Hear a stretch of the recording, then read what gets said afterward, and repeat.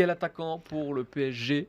On l'a dit, Pablo Sarabia a quitté le club pour rejoindre Wolverhampton pour un montant estimé à 7 millions d'euros. Paris doit se renforcer dans le secteur offensif, sauf que Paris n'a pas des moyens illimités. Non. En tout cas, il est contraint par le règlement parce qu'il a quand même dépensé près de 150 millions d'euros l'été dernier. Donc l'équipe nous annonce que le budget du PSG pour trouver ce renfort est de l'ordre de 10 à 15 millions d'euros. Mais il y a une question, est-ce que le PSG doit aller chercher un attaquant, un pivot, comme Mbappé le réclamait en tout cas en début de saison, ou est-ce que le club de la capitale doit plutôt chercher un profil à la Sarabia, entre guillemets, c'est-à-dire un joueur provocateur, un joueur qui est capable de rentrer en cours de match pour faire des différences. On a listé quelques profils possibles d'attaquants pour jouer dans ce rôle-là, notamment Edin Dzeko, l'attaquant de l'Inter Milan, parce que y a du monde qui revient, ou qui est censé Lukaku, revenir, évidemment. Romelu Lukaku, Lautaro Martinez notamment. Gros bémol, il est quand même âgé, 37 ans. Ouais. Il est plus du tout aussi efficace qu'il a pu l'être dans un passé encore assez récent. Il a été utile à l'Inter qui peut-être aura du mal à le lâcher, même si, et c'est peut-être ce qui me fait aller me dire que c'est peut-être pas totalement exclu, il est en fin de contrat en juin 2023. C'est une opportunité. On a Roberto Firmino, Ouais. qui pour Ça. moi aurait pu être la solution idéale, parce que lui aussi est en fin de contrat, parce que c'est quand même un joueur qui est capable d'évoluer en pivot, mais qui a une vraie fibre jeu. Donc pour moi, pour le PSG, ça aurait été idéal. Le seul problème, c'est qu'a priori, il va prolonger à Liverpool, parce que Klopp connaît son importance, sait à quel point il peut être précieux, même s'il n'est plus un titulaire indiscutable. Donc il va vraisemblablement prolonger à Liverpool.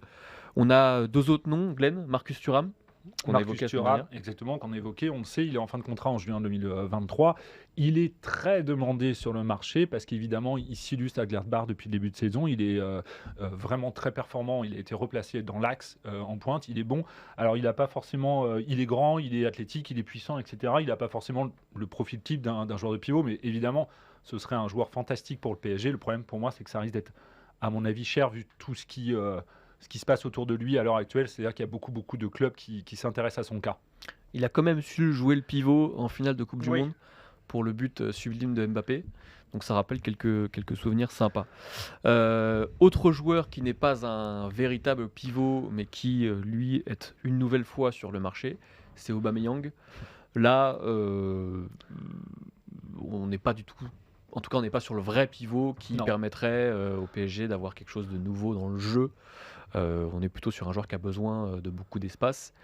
Et ça, c'est aussi le cas des autres attaquants du Paris Saint-Germain, notamment Kylian Mbappé. J'y crois pas trop sur Aubameyang. On le sait, il est dans l'impasse un peu à Chelsea où il n'a pas réussi à vraiment se relancer. Il y a des rumeurs parce que justement, il n'a pas réussi à se mettre en avant à Chelsea. Et du coup, comme Chelsea s'est beaucoup activé sur le marché, évidemment, moi, j'y crois pas trop. Je vois pas pourquoi Paris irait tenter ce pari-là que je trouve un peu risqué.